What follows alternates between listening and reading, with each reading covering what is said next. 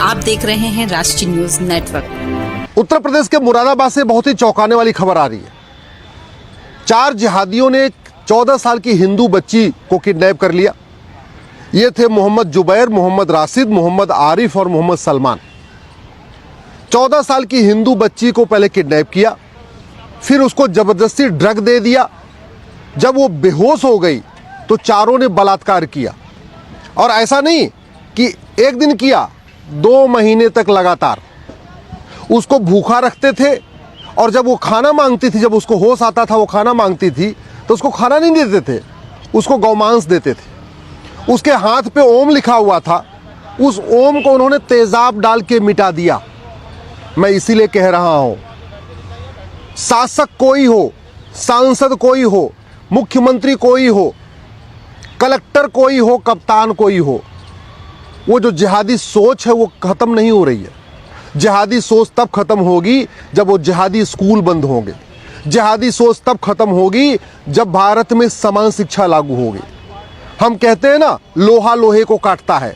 जो जिहादी सोच तब खत्म होगी जब लोहा लोहे को काटता है, इसके अनुसार हमारे कानून होंगे।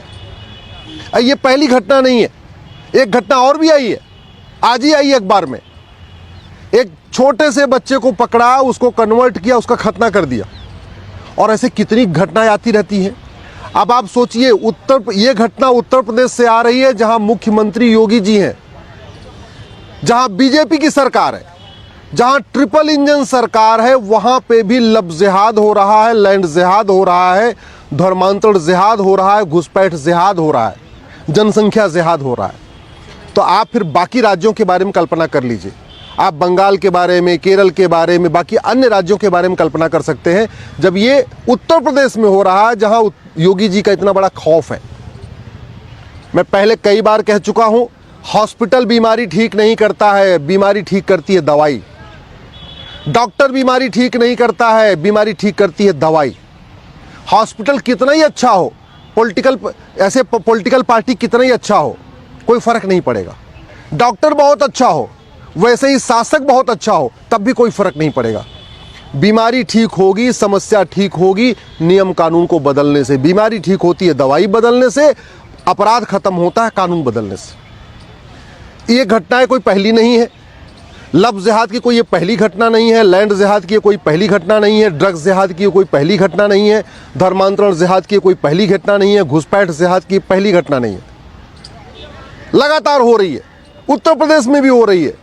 जहां सिंगल इंजन की सरकार हो रही है, वहां पे भी लब जिहाद हो रहा है, लैंड जिहाद हो रहा है, धर्मांतरण जिहाद हो रहा है, घुसपैठ जिहाद हो रहा है, जनसंख्या जिहाद हो रहा है। जहां डबल इंजन की सरकार है, वहां पे भी लब जिहाद हो रहा है, लैंड जिहाद हो रहा है, धर्मांतरण जिहाद हो रहा है, ड्रग्स जिहाद हो रहा है, घुसपैठ जिहाद हो रहा है, जनसंख्या जिहाद हो रहा है। जहां ट्रिपल इंजन की सरकार है, वहां पर भी लब जिहाद हो रहा है, लैंड जिहाद हो रहा है, ड्रग्स जिहाद हो रहा है, घुसपैठ जिहाद हो रहा है, धर्मांतरण जिहाद हो रहा है, जनसंख्या जिहाद हो रहा है। क्यों? क्योंकि हमने कानून नहीं बदले। सठे साठ्यम समाचरेति, भगवान कृष्ण ने कहा था।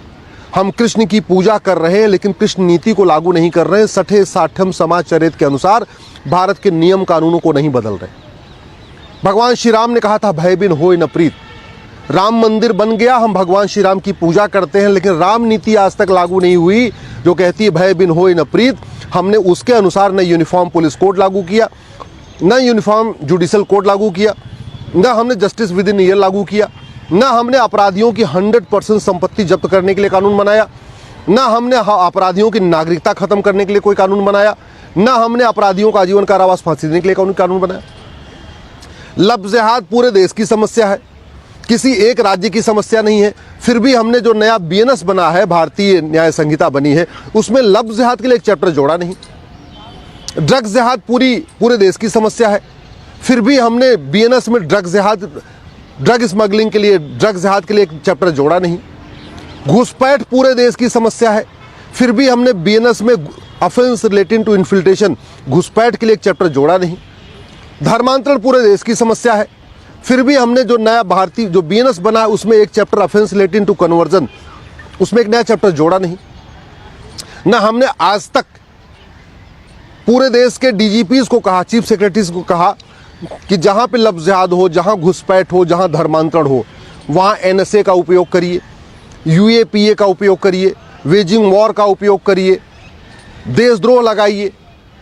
इनके खिलाफ गैंगस्टर एक्ट लगाइए, इनकी 100% प्रॉपर्टी जब्त करिए, इनकी नागरिकता खत्म करिए, इनको आजीवन कारावास फांसी दिलिए। हमने इसकी व्यवस्था किया नहीं। हमने झूठ पकड़ने के लिए नार्को पॉलीग्राफ ब्रेन मैपिंग कानून बनाया नहीं। ये जो मुरादाबाद से 4 जिहादी पकड़े गए, अगर इनका narco polygraph brain mapping test करके इनसे पूरा सच उगलवाया जाए तो 4 के पीछे कम से कम 20 और मिलेंगे। किसी ने इनको मोटिवेट किया होगा, किसी ने इनको पैसा दिया होगा, किसी ने कुछ न कुछ और हुआ होगा, किसी ने इनको लिटरेचर दिया होगा, कहीं न कहीं इनका ब्रेन वॉश किया गया, तभी तो इन्होंने 14 साल की बच्ची को किडनैप किया, फिर उसको ड्रग दिया, फिर 2 महीने लगातार बलात्कार करते रहे, फिर उसको गौमांस भी खिलाते रहे, फिर उसके हाथ पे जो ओम लिखा हुआ था उसको भी मिटा दिया। तो ये चारों का एक खुद का दिमाग नहीं है, कहीं न कहीं इनको ऊपर से कोई मोटिवेट किया है। किसी ने इनको कहा होगा तुम ऐसा करो, अगर तुम जेल जाओगे तुम्हें हम छुड़ा लेंगे। किसी ने कहा होगा तुम चिंता मत करो, तुम ये पैसा पकड़ो, ये काम करो, और जेल में जाने के बाद जमानत कराना हमारा काम है। हो सकता है इनके घर में पैसे की फंडिंग हो भी गई हो, लेकिन ये सब तभी सच सामने आएगा जब हमारे पास नार्को पॉलीग्राफ ब्रेन मैपिंग कानून होगा। हम घटेंगे तो हम कटेंगे, और हम प्रतिदिन घट रहे हैं। और अगर आप इस चक्कर में बैठे हैं कि कोई नेता, अभिनेता, लेखक, बुद्धिजीवी, पत्रकार, कलमकार आपको बचाने आएगा, तो आप बहुत बड़ी गलतफहमी में हैं। न पहले कोई बचाने आया, न आगे कोई बचाने आएगा। 1947 में जब मारकाट शुरू हुआ, नरसंहार शुरू हुआ, तो सबसे पहले कौन भागा था? सबसे पहले वहाँ जेठमलानी जी भागे, आडवाणी जी भागे, मनमोहन सिंह जी भागे, इंद्र कुमार गुजराल भागे। जब मारकाट शुरू हुआ तो कौन भागा वहाँ पे? यश चोपड़ा भागे, प्रेम चोपड़ा भागे, सुनील दत्त भागे, मिल्खा सिंह भागे, गुलजार भागे। तो अगर आप किसी नेता, अभिनेता, लेखक, बुद्धिजीवी, पत्रकार, कलमकार के चक्कर में पड़े हुए हैं कि ये आपको बचा लेंगे, आपके परिवार को बचा लेंगे, तो आपकी बहुत बड़ी गलतफहमी में। ये नहीं बचाने आएंगे। बचाएगा केवल और केवल, जो मैं कह रहा हूं, कानून। कानून बचा सकता है। और जिस तरीके से डेमोग्राफी बदल रही है, ये 20 से 25 साल के बाद बहुत भयानक परिणाम सामने आने वाला है।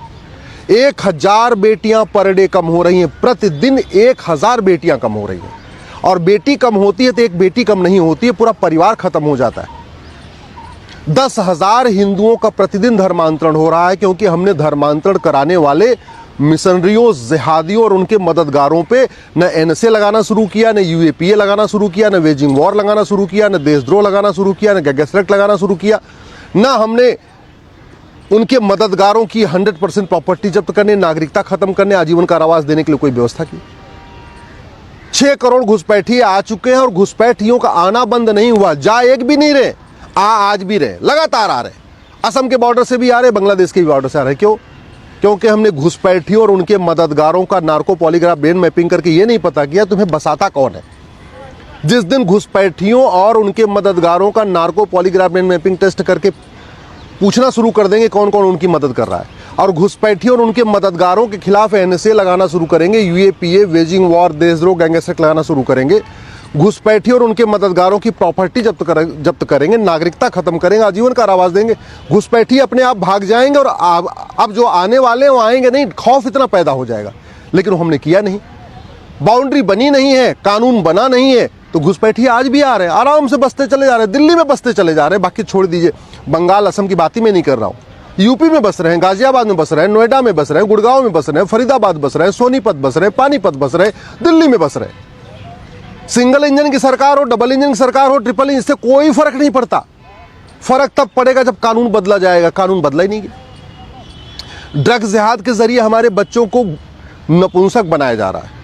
ड्रग्स जिहाद के जरिए बेटियों को बाज बनाया जा रहा है। लड़कों में नपुंसकता बढ़ रही है, लड़कियों में बाजपन बढ़ रहा है। लड़के वैसे ही कम हो रहे हैं, उसमें भी ड्रग एडिक्ट होते जा रहे हैं। लेकिन क्यों? क्योंकि आज तक किसी नशा तस्कर को हमने फांसी नहीं दिया, किसी नशा तस्कर को हमने उसकी नागरिकता नहीं खत्म किया, किसी नशा तस्कर को हमने आजीवन कारावास जेल में नहीं डाला। क्यों? हमने ऐसा कानून ही नहीं बनाया। 90,000 बच्चे रोज पैदा हो रहे, उसमें से हिंदू मात्र 45,000 है। आप कल्पना करिए ना, पर डे 90,000 बच्चा पैदा हो रहे हैं, उसमें हिंदू मात्र 45,000 है। बाद में होगा क्या? 10, 20 से 25 साल के बाद क्या होगा? कभी आपने सोचा?